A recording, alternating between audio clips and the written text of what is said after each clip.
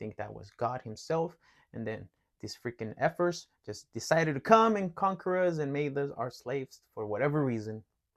So, furthermore, furthermore, I truly believe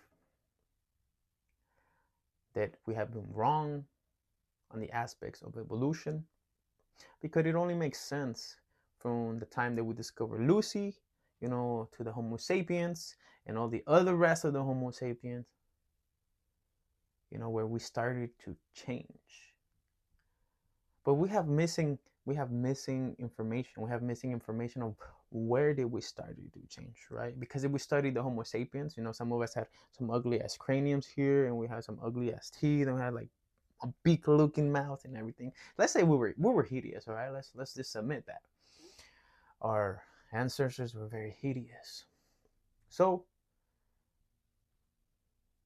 if we put in the God particle in life, it makes sense for civilizations to start popping out of nowhere, where God decided to intervene and be like, hey, you know what? That little primate is a little ugly, and it changes DNA real quick. And boom, lo and behold, he made us in his image.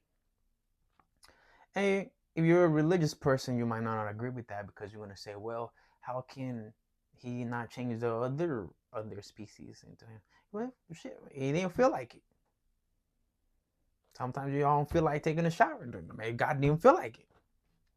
But the whole point of this theory is to open up our minds and be like, okay, if you were God and you had the power to play around with your own creation,